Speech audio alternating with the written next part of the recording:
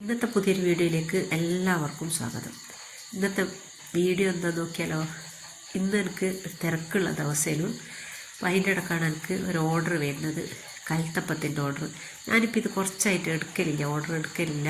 ഞാൻ അത്യാവശ്യം ഓർഡറിൽ എടുക്കുന്ന ഒരാളാണ്. എടുക്കാത്തതെന്ന് വെച്ചാൽ കൽത്തപ്പം ചുട്ടിട്ട് നന്നാകുന്നില്ല, ആരോൻ്റെ ഒരു കണ്ണോ എന്തോ ഉണ്ട്. ഞാൻ ഇത് കുറച്ചായിട്ട് അവിടെ നിർത്തി വെച്ചിക്ക്. പക്ഷെ എല്ലാവരും വിളിച്ചിട്ട് എന്താ ചുടാത്തതെന്ന് ചോദിച്ച് ഇടങ്ങാറാക്കുന്നത്. അപ്പോൾ ഞാൻ വിചാരിച്ചെന്നാൽ പിന്നെ ഒന്ന് ചുട്ട് നോക്കാം. അപ്പോൾ എങ്ങനെ ചുട്ടതെന്ന് എന്താക്കിയതൊക്കെ ഒന്ന് കണ്ടു നോക്കിയാലോ. ഒന്നുമില്ല, പച്ചരി എടുത്ത് 4-5 മണിക്കൂർ പുകർത്തി വെച്ചിട്ട് അത് നല്ലോണം ജ്യൂസിൻ്റെ ജാറിലേക്ക് ഇട്ട് അതിലേക്ക് കുറച്ച് ചോറും ഇട്ട് കൊടുത്ത് നല്ലോണം വെണ്ണ പോലെ അരച്ചെടുത്തിട്ടുണ്ട്. അത് ഒരു പ്രാവശ്യവും കൂടിയും അതേപോലെ തന്നെ അരച്ചെടുത്ത് എനിക്ക് ഇന്ന് 3 കൽത്തപ്പത്തിൻ്റെ ഓർഡർ ചെയ്യാനുള്ളത്. അതേപോലെ തന്നെ രണ്ടാമത്തെ അരി അരക്കുന്നതിൻ്റെ കൂട്ടത്തിൽ ഞാൻ ഏലക്കായും ചെറിയ ജീരകവും കൂടി ഇട്ട് കൊടുത്തേക്ക്. അതും ഇട്ട് നല്ലോണം അതും അരച്ചെടുത്ത് പിന്നെ വെള്ളം വിളയിച്ചിട്ട് നല്ല പതക്കുന്ന വെള്ളം ചായ അരിപ്പുകൊണ്ടൊന്ന് അരിച്ച് കഴിഞ്ഞിട്ട് അതിലേക്ക് ഒഴിച്ചു കൊടുക്കുക. ഈ തിളക്കുന്ന വെള്ളം ഒഴിക്കലാണ് ഈ അപ്പത്തിൻ്റെ ഏറ്റവും വലിയൊരു ഹൈലൈറ്റ് എന്ന് പറയുന്നത്. അതുകൊണ്ടാണ് അപ്പം ഇത്ര നന്നാവാൻ കാരണം. അങ്ങനെ അത് ഒഴിച്ചു കൊടുത്ത് ഒരു 5-10 മിനിറ്റ് എന്തായാലും വെക്കണം. എന്നാൽ നല്ല എന്താ പറയുക, നല്ലോണം ഒന്ന് ബന്ധ് കിട്ടും പുറമെ തന്നെ. പിന്നെ അതിലേക്ക് മധുരത്തിനെ ബാലൻസ് ചെയ്യാൻ കുറച്ച് ഉപ്പും അതേപോലെ തന്നെ കുറച്ച് അപ്പക്കാരവും കൂടി ഇട്ട് ചേർത്ത് കൊടുക്കുന്നുണ്ട്. പിന്നെ ഇതാ നമ്മളെ കൊപ്രയും ചെറിയ ഉള്ളിയും കൂടി ചെറുങ്ങനെ തറച്ചിട്ട് വെച്ച് കുക്കറിലേക്ക് കുറച്ച് ഓയിൽ ഒഴിച്ച് കൊടുത്തിട്ട് ഈ ഉള്ളിയും കൊപ്ര കഷ്ണം കൂടിയും അതിലേക്ക് ഇട്ട് കൊടുക്കുന്നുണ്ട്.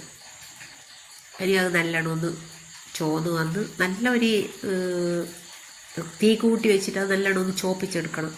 അത് നല്ലോണം ചോന്ന് വന്നാൽ നമ്മളൊരളവിന് ഒരു പാത്രത്തിൽ ഞാൻ ഒരു സ്റ്റീലിൻ്റെ കറിയെല്ലാം ഒഴിക്കുന്ന ഒരു ബൗളിലേക്ക് അത് ഒഴിച്ചു കൊടുത്ത്, അതാ അതിൻ്റെ ഒരളവ്. അങ്ങനെ അതിലേക്ക് ഒഴിച്ചു കൊടുത്ത് പെട്ടെന്നാകേണ്ടത് കൊണ്ട് ഞാൻ പറഞ്ഞല്ലോ എനിക്ക് തിരക്കുണ്ടേനു. അപ്പം ഞാൻ 2 കുക്കർ വെച്ച് കൊടുത്ത്. അങ്ങനെ രണ്ടും ഒരേ സമയത്ത് തന്നെ ആയി വന്നത്. ഇതായിക്കഴിഞ്ഞാൽ നമ്മൾ ചെയ്യേണ്ടത് പെട്ടെന്ന് കുക്കറിൻ്റെ അകത്തുനിന്ന് എടുത്ത് മാറ്റണം. ഇറക്കിയിട്ട് കുറച്ച് സമയം ആ മൂടി അങ്ങനെ തന്നെ വെച്ചിട്ട് കുറച്ച് സമയം നിൽക്കണം. എന്നാൽ കുക്കർ തണുത്ത് വരുമ്പോൾ മെല്ലെ സൈഡിൽ നല്ല ഒന്ന് ഇളകിങ്ങ് പോരും.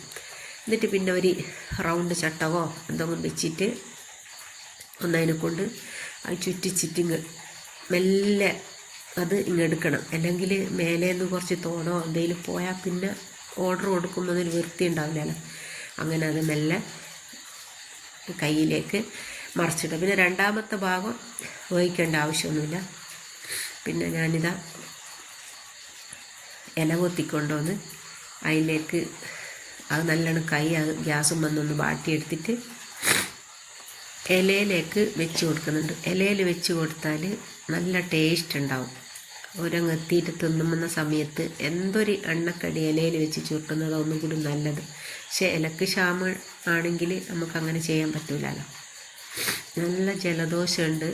ഇന്ന് രാവിലെ ഫുള്ളായിട്ട് തുമ്മല. മയത്തൂട്ട് തന്നെ കുറേ ജോലികളെല്ലാം ചെയ്തത്. അതുകൊണ്ടാണ് സൗണ്ടിനൊരു വലിപ്പ്. അങ്ങനെ അത് ഉണ്ടാക്കി കൊടുത്ത് പിന്നെ ഞാനും അതിലൊരു കുറച്ച് ബാക്കിയുണ്ടായിരുന്നു, ഒരു 1/2 കപ്പ്. അപ്പോൾ അതാട് ഒഴിച്ച് ഞാൻ വിചാരിച്ച് വൈകുന്നേരത്തെ ചാക്ക്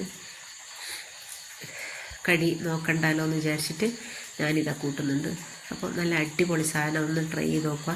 അപ്പോൾ ഇത്രയൊക്കെ തന്നെയാണ് എൻ്റെ ഇന്നത്തെ വീഡിയോ ഉള്ളൂ. വീഡിയോ ഇഷ്ടമായാൽ ലൈക്ക് ചെയ്യുക, ഷെയർ ചെയ്യുക, സബ്സ്ക്രൈബ് ചെയ്യുക. ഇത് ഒരു മഗ്‌രിബിൻ്റെ ആ ഒരു സമയത്ത് നല്ല മഴയും നല്ല കൽത്തപ്പവും ചായയും. അപ്പോൾ ഒരിക്കൽ കൂടി പറയുന്നുണ്ട്, വീഡിയോ ഇഷ്ടമായ ലൈക്ക് ചെയ്യുക, ഷെയർ ചെയ്യുക, സബ്സ്ക്രൈബ് ചെയ്ത് സപ്പോർട്ട് ചെയ്യുക. ഇൻഷാ അല്ലാഹ്